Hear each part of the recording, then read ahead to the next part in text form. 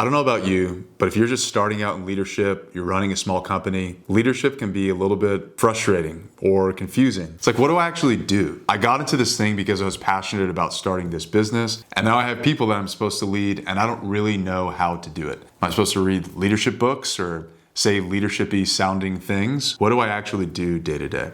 If that's you, if you're a leader trying to lead a small business that's say a few $100,000 or a few million in revenue, and you don't really know how to do it, this is for you. Today, I want to talk about rhythms. Now, we believe every single organization has 6 systems. And if one of those 6 systems is broken, your organization is too. One of the systems I want to talk about that rarely gets talked about is rhythms. Now, what is a rhythm? What does that actually mean? Well, a rhythm is sort of a leadership cadence. It's the thing that a leader does every day, every week, every month, every quarter, every year to help reinforce the clarity of the organization.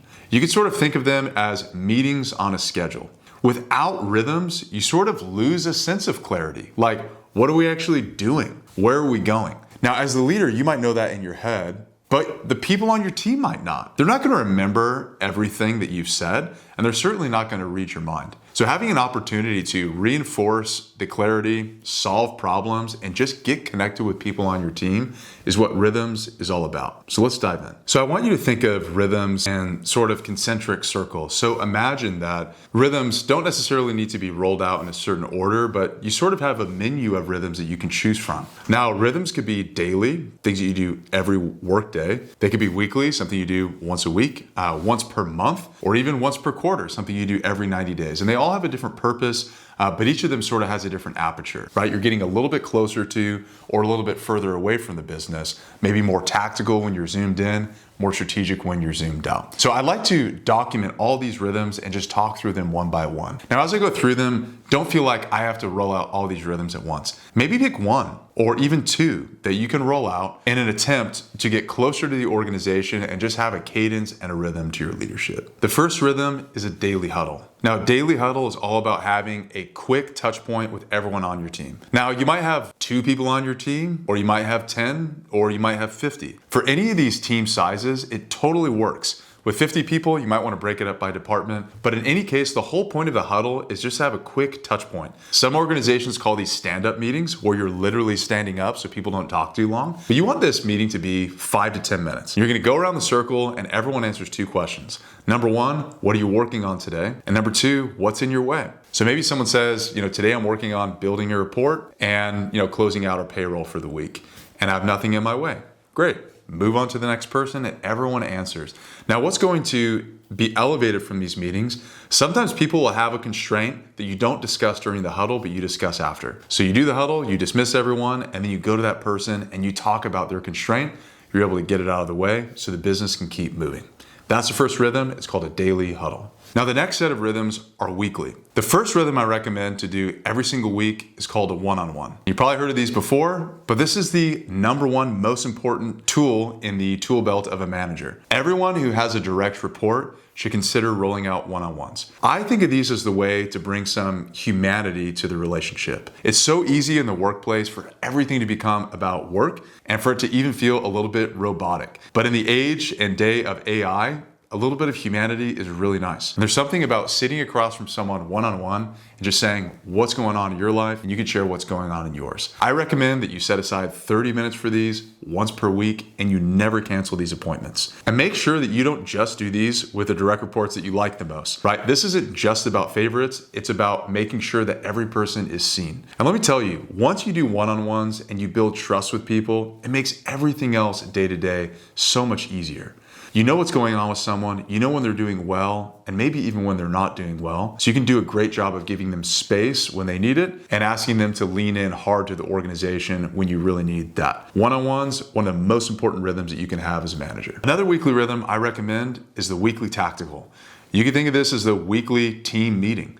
Now, the tactical is not a time for you to bring all of your pet issues to the table. It's a time for the team to bring theirs. How I'd recommend starting a tactical is simply asking every single person, what are the top 3 things on your plate this week? It's kind of like a daily huddle. It's just zoomed out a little bit. Now, as people bring out the 3 things that they're focused on for the week, naturally there's going to be issues connected to those. That's your agenda. So the great thing about this model is you don't have to bring an agenda to the table. In fact, you don't have to have one at all. You just ask your team members what they're working on for the week, and you can draw issues from that, work through them, and then obviously at the end, you want to come up with a set of next steps. Make sure you know who is doing what by when. That's who by what by when. You start with what they're doing, work through the issues, come up with the next steps. That's the best simple model for a great weekly tactical. The next cadence is monthly.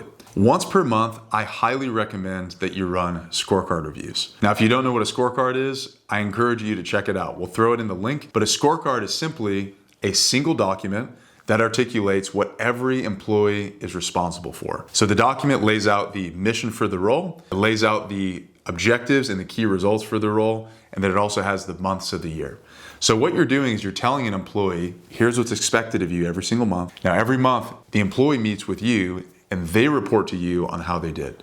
So the employee is walking through the month of January saying, I did this, I missed that. So as a manager now, you have visibility into how they're actually performing, and they also have a very clear articulated document that tells them what's expected of them. So often employees are frustrated because they have no idea what's actually expected of them. A scorecard is actually going to lay that out, and a scorecard review once per month gives you the space to actually review that document together. Now, the last cadence I recommend is quarterly. Once per quarter, I recommend that you host 2 rhythms. The first rhythm is called an offsite. Once per quarter, I highly recommend that you go away with either just yourself or as your team grows with your leadership team, and you look back on the last 90 days, evaluate your performance. You also solve 1 or 2 of the biggest issues that you're facing right now. Maybe you're facing a cash crunch, or you need to bring someone else into the organization.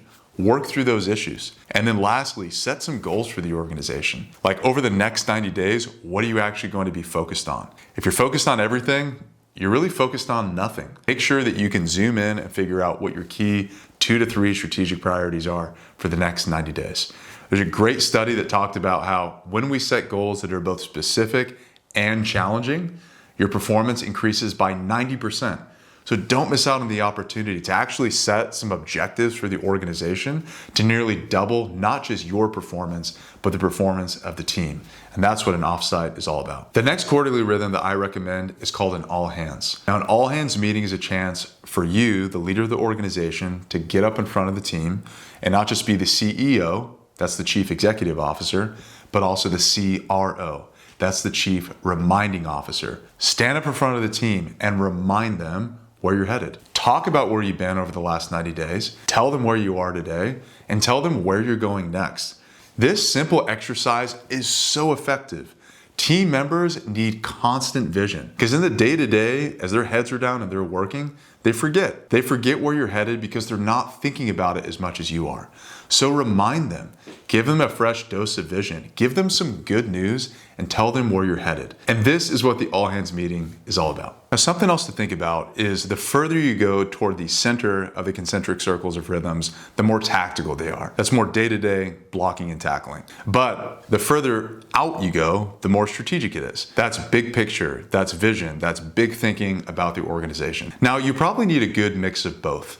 I've laid out today 6 rhythms. Do you have to roll all of them out at the same time? No. But I highly recommend rolling out a mix of 1 or 2 or 3 rhythms that will give you a good mix of both strategic and tactical.